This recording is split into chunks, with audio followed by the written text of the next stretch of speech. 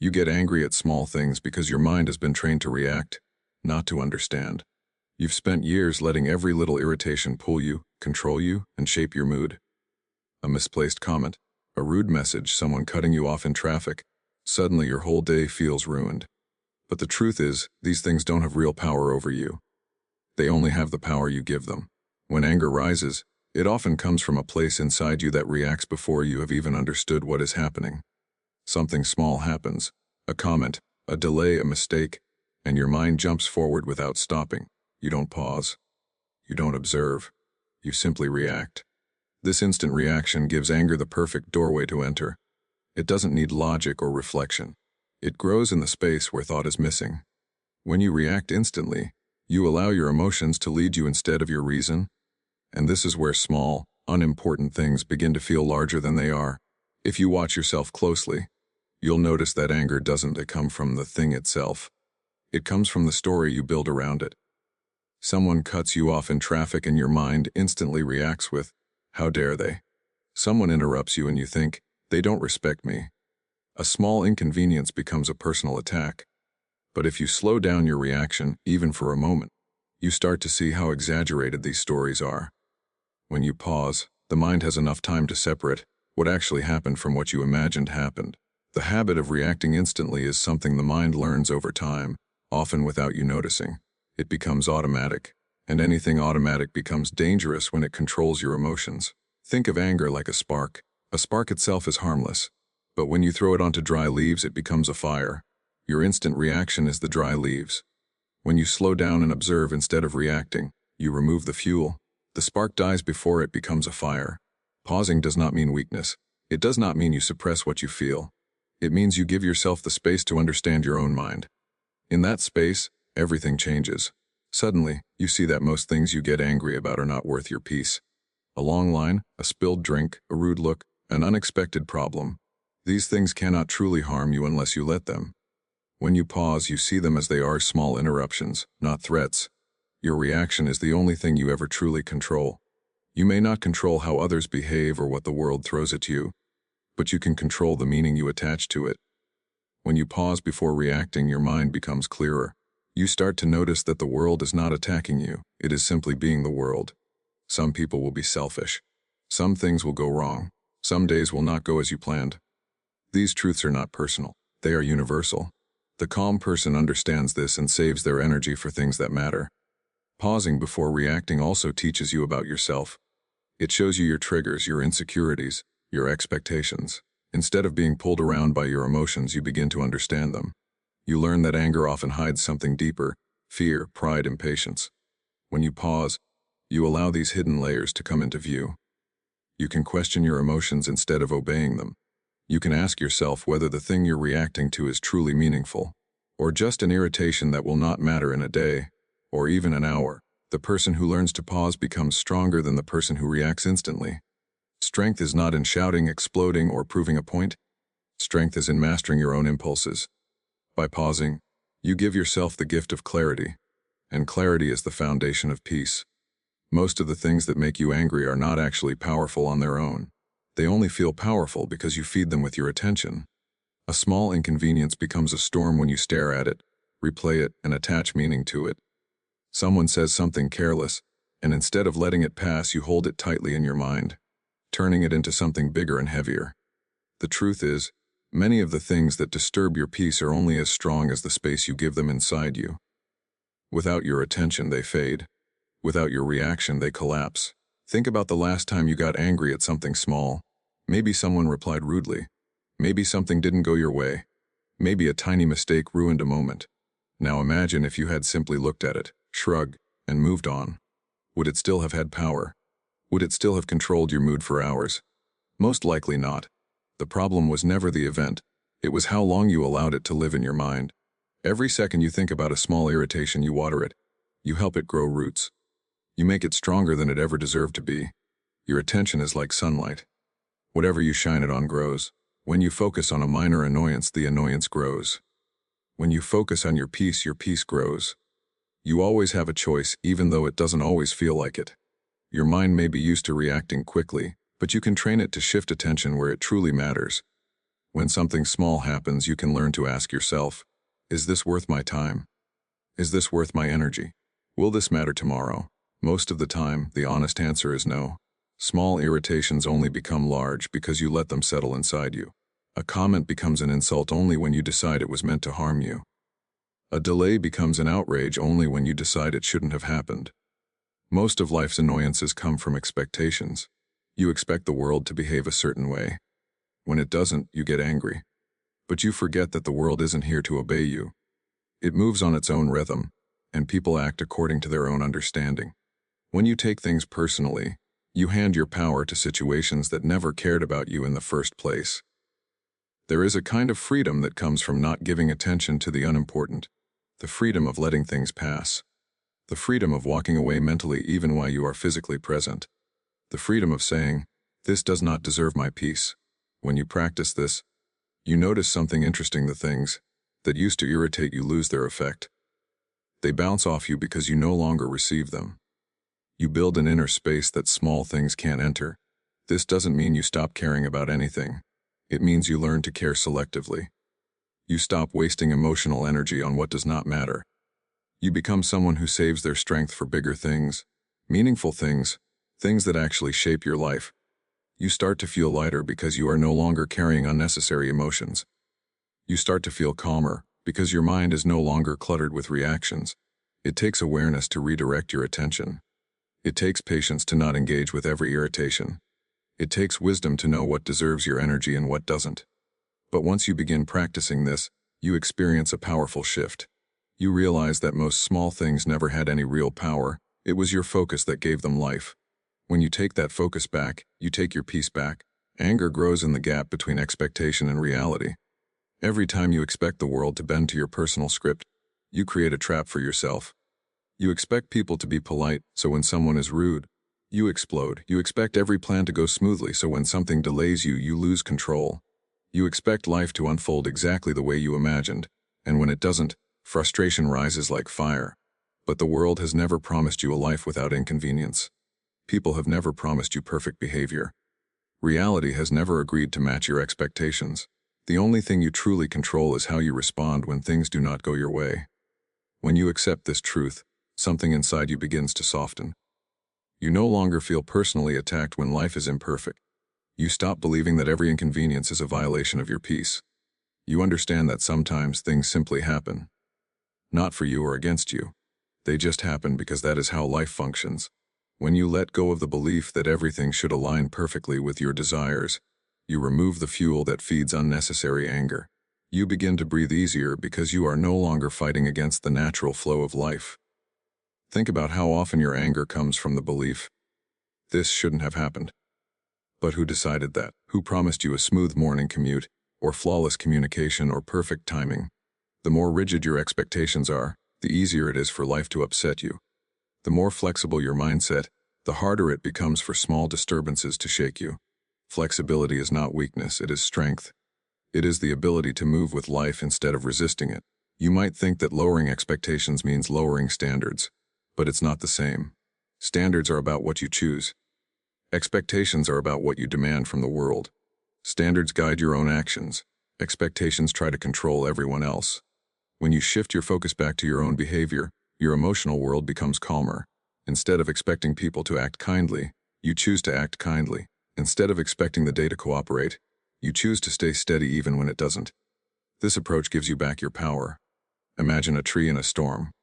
A stiff tree snaps because it refuses to bend. A flexible tree bends and survives. Anger works the same way. A rigid mind breaks under pressure. A flexible mind stays standing. When you accept that you cannot control circumstances but you can control your reactions, you become like that flexible tree. You stop snapping at every inconvenience. You stop letting small things break your peace. You adapt, you breathe, you stay rooted. Sometimes, you get angry not because of what happened but because of what you think it means. A mistake feels like failure. A rude comment feels like disrespect. A delay feels like punishment. But these meanings are invented inside your mind. If you remove the story, the situation becomes small again. You can choose to see things as neutral events instead of personal attacks. That choice saves you from unnecessary emotional pain. Learning to adjust your expectations does not mean suppressing your feelings. It means understanding your feelings. It means noticing the moment when irritation begins and asking, am I angry because this is truly important, or because reality didn't match my script? Most of the time, the script is the problem. When you loosen your grip on the script, you loosen anger's grip on you. This mindset frees you from being at war with life. You don't waste energy trying to force the world into a perfect shape. You focus instead on shaping your inner world. You find peace not by changing everything around you, but by adjusting the way you interpret what happens.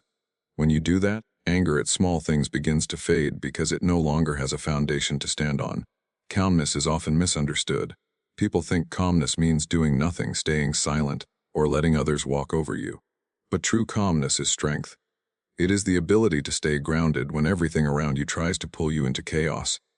It is the power to stay steady when your emotions beg you to react. It is the inner discipline to hold yourself back long enough to see things clearly instead of acting on the first flash of anger.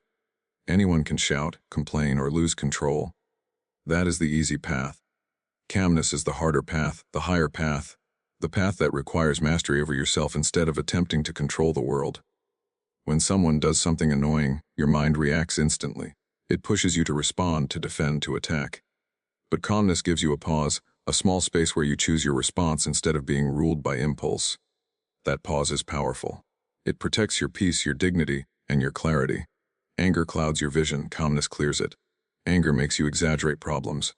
Calmness brings them back to their real size. Anger tells you everything is urgent. Calmness reminds you that most things are not. Think about the moments when you lost your temper. After the anger passed, did the situation feel as big as it felt in the moment? Almost always. The answer is no. That shows you how unreliable anger is. It makes small things feel enormous. It makes harmless mistakes look like disrespect. It makes simple delays feel like disasters. But calmness brings things back into perspective. It allows you to ask yourself, is this worth the energy? Will this matter tomorrow? Is this really an attack on me? Or just someone having a difficult moment? Calmness gives you access to wisdom that anger hides from you. Calmness does not mean that you're weak. It means you are strong enough not to be controlled by every emotion that passes through you. Weakness is letting small things break you. Strength is choosing not to break. Weakness is reacting without thinking. Strength is thinking before reacting. Weakness is letting others decide how you feel. Strength is deciding that for yourself. When you choose calmness, you take back authority over your inner world. You stop allowing every careless word or random inconvenience to steal your peace. Calmness also protects your relationships. Anger pushes people away, even when you don't mean it. Calmness pulls people closer because they feel safe with you. They know that you won't explode at every mistake. They know that you can be trusted to stay steady even when things become stressful. People naturally gravitate toward those who handle life with grace. That grace comes from calmness, not from force. When you practice calmness, you also protect your body. Anger exhausts you. It raises your heart rate, tightens your muscles, drains your energy, and leaves you feeling empty. Calmness does the opposite. It slows your breath. It relaxes your body. It clears your mind. It gives you strength instead of stealing it.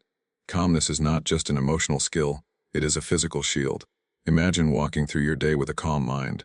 Someone cuts you off in traffic, and instead of reacting, you keep your focus. Someone speaks rudely, and instead of absorbing their negativity, you let it pass by. A plan changes, and instead of panicking, you adjust. All because you have trained yourself to protect your peace above everything else. That calmness becomes a habit, and the habit becomes a way of living. Calmness is not something you are born with. It is something you practice.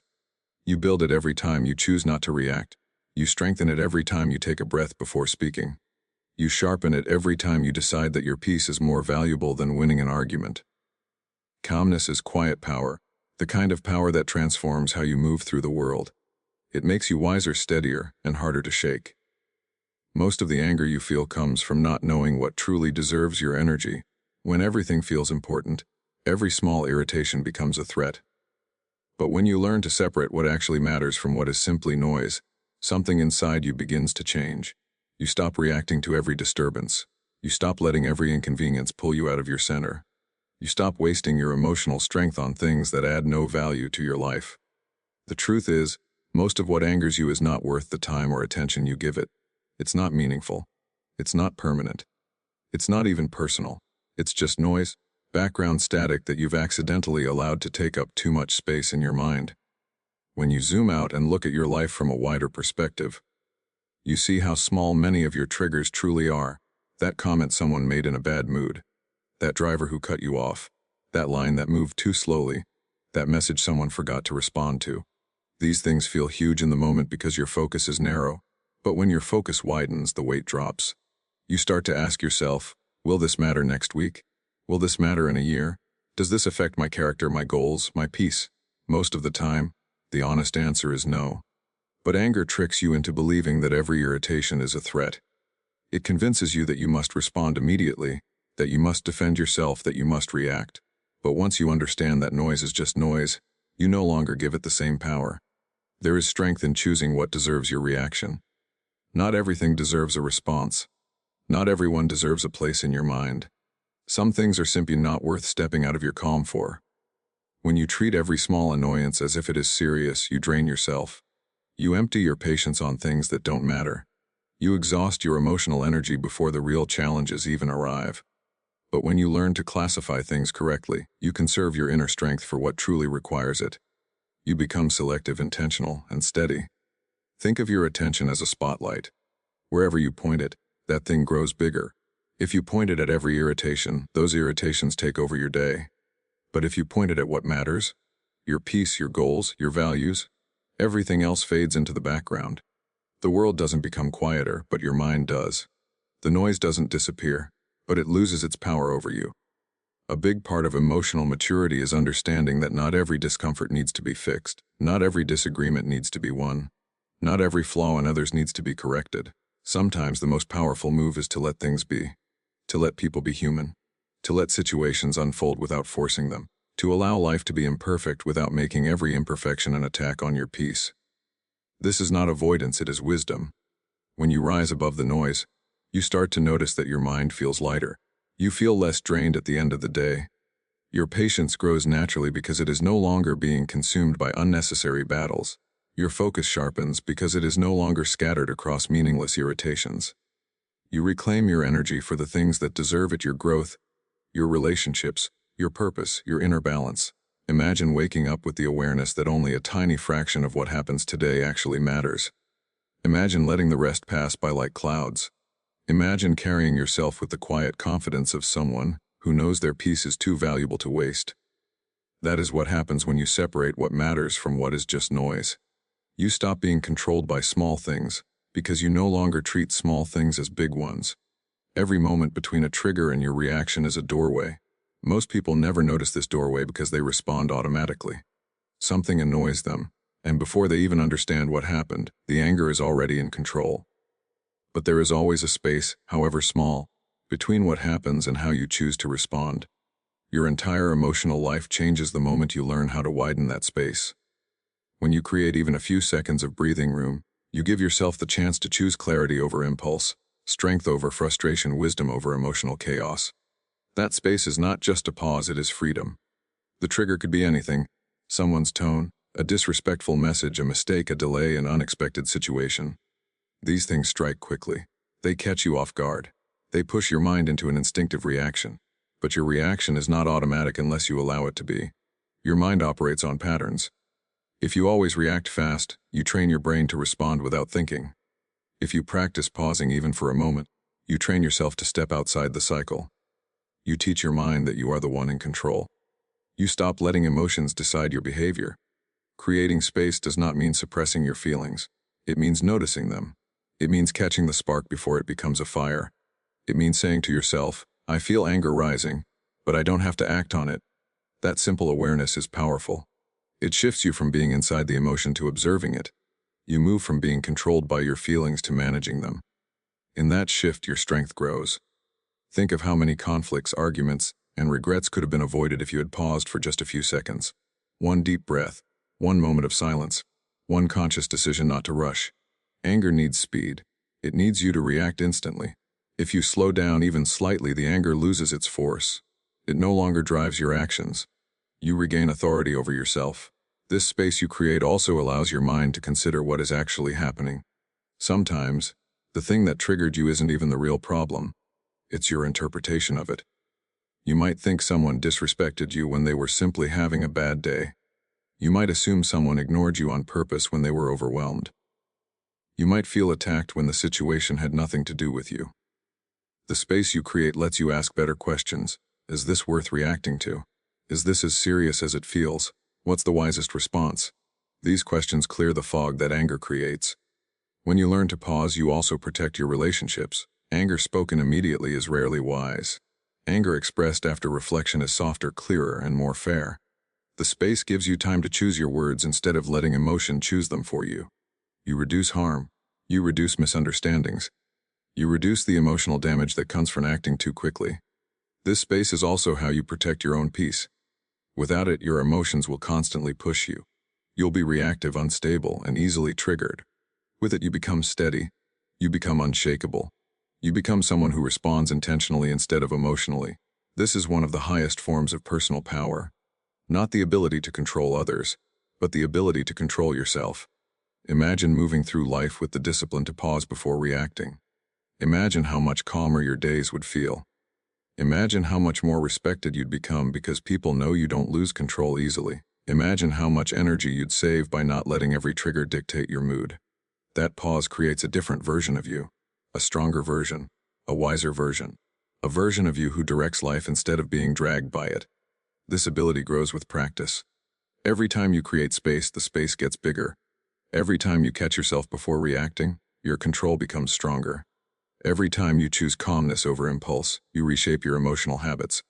You are not stuck with your old patterns. You can build new ones. You can become someone who responds thoughtfully, not someone who reacts blindly. And it all starts with that small but powerful space between the trigger and your response.